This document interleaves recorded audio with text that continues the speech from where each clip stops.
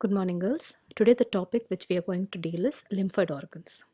Now, what are lymphoid organs? See, in your body, there are so many systems. You have the circulatory system, you have the reproductive system, you have the nervous system.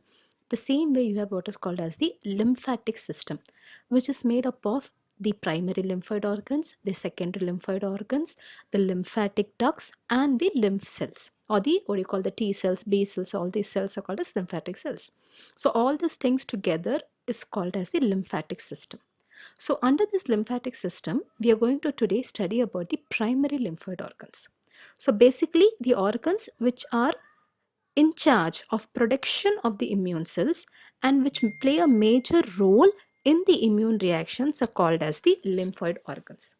So the lymphoid organs are the major area or the centers for the production of lymphocytes. When we talk about lymphoid organs, there are two types of lymphoid organs, the primary lymphoid organs and the secondary lymphoid organs. In humans, the primary lymphoid organs include the thymus and the bone marrow, whereas in birds, it has what is called as bursa of Fabricius. And the secondary lymphoid organs includes the spleen, the lymph node, the malt and the gult. The malt is nothing but the mucosa associated lymphoid tissue. Now, when we say mucosa associated lymphoid tissue, this deals with all the lymphoid tissue which are present in the mucosal areas. For example, the tonsils, the mucosa of the oral cavity, then you have the mucosa of the nasal cavity, then you have mucosa of the thoracic cavity, then you have the gut associated lymphoid tissues. So the lymphoid tissues which are present in the gut, for example, the Peyer's patch which is present in the intestine, all these things come under the secondary lymphoid organ. So when you see the diagram here, you can see on the left hand side you have the primary lymphoid organs which are in green and the secondary lymphoid organ.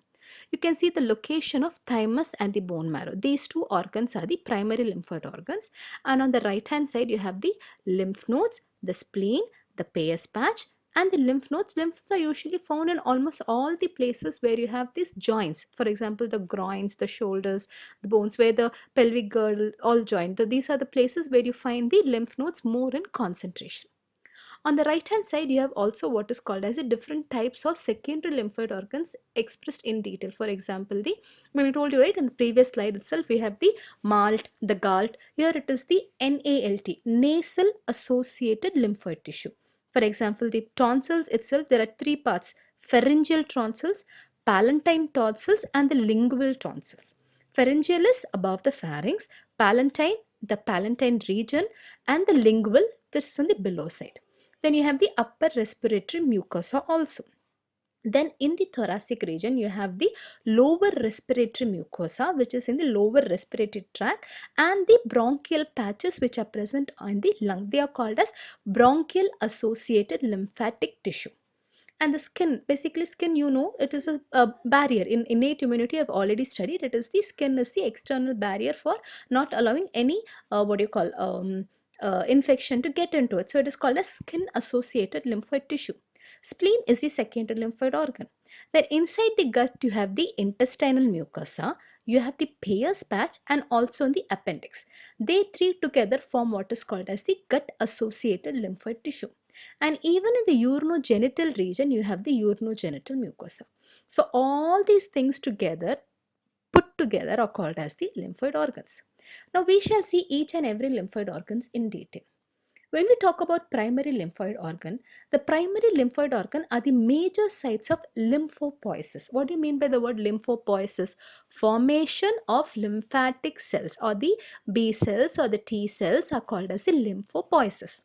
In the primary lymphoid organs, only the lymphoid stem cells proliferate, differentiate, and mature into immunocompetent cells. See, there are three different phases. Proliferation, which means just multiplying. Differentiation, which means they differentiate into different kinds of cells based on the requirement. Then they mature into immunocompetent cells. Do you understand the point? First is proliferate, only to multiply. Then to differentiate, they differentiate into different types. Then they mature only when they come in contact with an antigen. Okay, so this is the three major parts which a primary lymphoid organ is responsible for. So the primary lymphoid organs are large at birth, but they atrophy as they age. So the best example is thymus. When we study the structure of thymus in detail, I will explain it in detail. So the mature lymphocytes migrate from the primary lymphoid organ to the secondary lymphoid organ through what is called as the lymphatic system or the lymphatic ducts. And in the secondary lymphoid organ, they are exposed to an antigen and they become functional by producing specific antibodies or by producing what is called as the sensitized cells. So what happens is T cells, for example, thymus is the primary lymphoid organ within which the T cells are produced. Okay, but these cells will stay inside the thymus till the requirement is not there. But once your body is exposed to an antigen, so what happens is when the antigen enters inside your body, it enters through the lymphatic system and they get filtered and settle in the lymph nodes. So when the T cells are produced in the thymus and they are produced and they come out through the lymphatic system and they reach the lymph node, that is from the primary lymphoid organ to the secondary lymphoid organ. Once they reach the lymph node, if they are exposed to an antigen, they become immunocompetent and act against the antigen. So when we talk about primary, we'll start first with the structure of thymus. Now what is thymus? Thymus is a bilobed structure. It's a bilobed structure. It has two lobes. Inside the lobes, you have lot of small lobules and they are separated by each other by a septum. And you have the lymphatic ducts running in and out. This is the internal structure. You should have this structure in mind when I'm going to deal with the other slides in detail because you have the written matter there. So when you talk about the thymus structure, thymus is a bilobe structure. It has an outer thick capsule covering and the upper part, that is, it has been divided into two parts, the cortex, the outer cortex and the inner medulla. And inside you have the septae, I told you, right? Those septae are called as the trabeculae. They are called as the trabeculae. So you can see in the upper part the thymocyte, they are called as the dividing thymocytes, and you have the interdigitating cells. Within these interdigitating cells only you find the T lymphocytes. You have the Hassel's corpuscles, you have the blood vessels, you have the macrophages, everything inside the cortex and medulla. But in detail we'll see each and every function. So when you talk about thymus, it is the primary lymphoid organ. It resembles the thyme leaf. Thyme is a plant, it's an herb actually. So the structure resembles the thyme leaf and hence the name thymus. And it is the center for the production of T lymphocytes. It is a pharyngeal derivative and develops from the epithelium of the third and fourth pharyngeal pouches. This is a little bit of the developmental biology. Okay. At this time, at the time of birth, the weight of thymus is somewhere around 15 to 20 grams. When a baby is born, a newborn baby, the thymus is 15 to 20 grams. And it increases in size and reaches up to 40 grams at puberty. For example, the puberty of girls is somewhere around 12 to 13 and for boys it is around 13 to 14. So by this age, it will reach to about 40 grams. But after that stage, it starts to atrophy, which means it loses its shapes and size and reduces in size. In humans, thymus is made up of two oval lobes just behind the sternum and below the thyroid gland. So you see the position in the previous slide. One second, I will just go to the previous slide. The first one. Here you can see you have the sternum, sorry.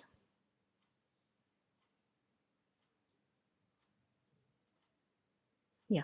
In this diagram, you can see those, you have the two pink color lobes, which are the lungs. Besides the lobes, you have the light brown color structure. These are the two lobes, which is the thymus. It is present behind the sternum below the thyroid gland. That is its actual location of the thymus. Okay. And the thymus is covered with a fibrous capsule and forms two lobes, and each lobe has many lobules which are separated from one another by a septa called trabeculae. Okay, so each lobule has two parts, an outer cortex and an inner medulla.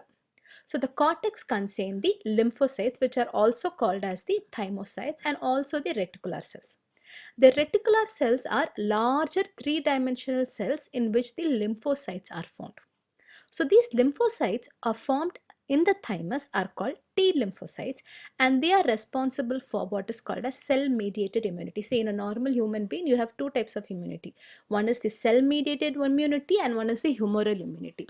The one which is taken care by the T lymphocytes is called as the cell mediated immunity. So the mature lymphocytes move into the cortex region. So once they are produced in the lymphocytes, right? So you have the outer cortex and in the medulla. The mature lymphocytes move into the cortex region. The interdigitating cells are found in the cortex and are associated with what is called as the major histocompatibility class 2 antigens. And there are also Hassel's corpuscles, but their function is still not known. The T lymphocytes are non-functional when inside the thymus. You should remember this. Till they are inside the thymus, they do not perform any function.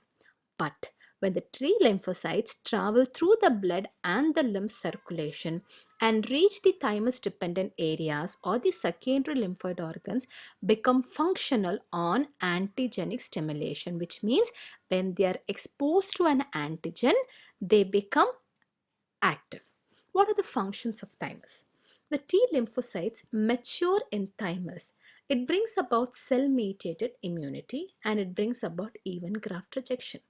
Now, these three functions of thymus can be proved by three experiments which were conducted by Miller in the year 1961.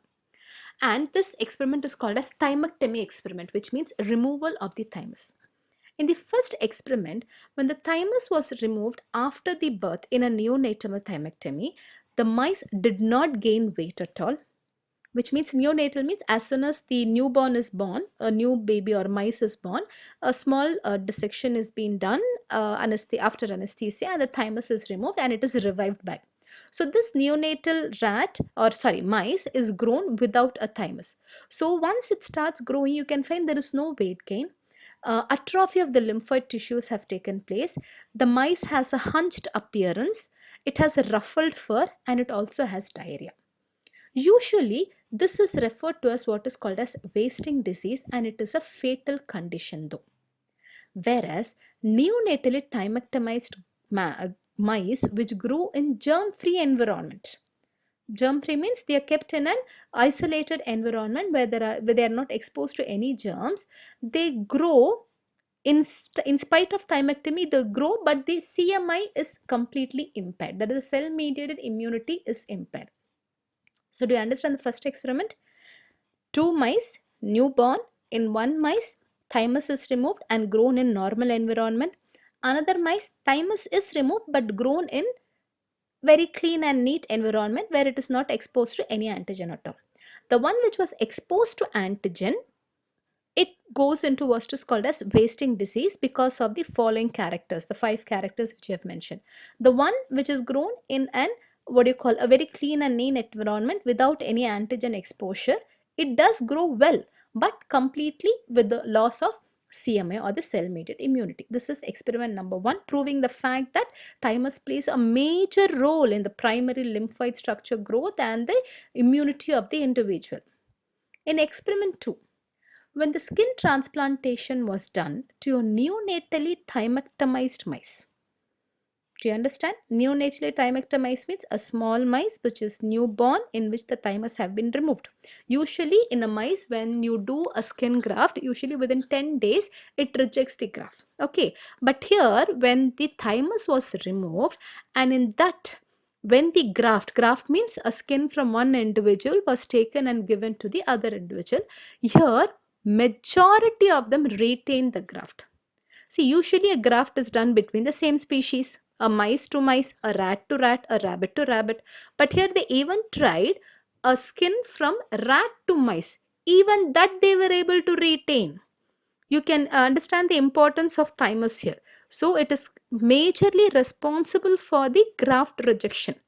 And in normal circumstances, mice rejects the graft in 10 days.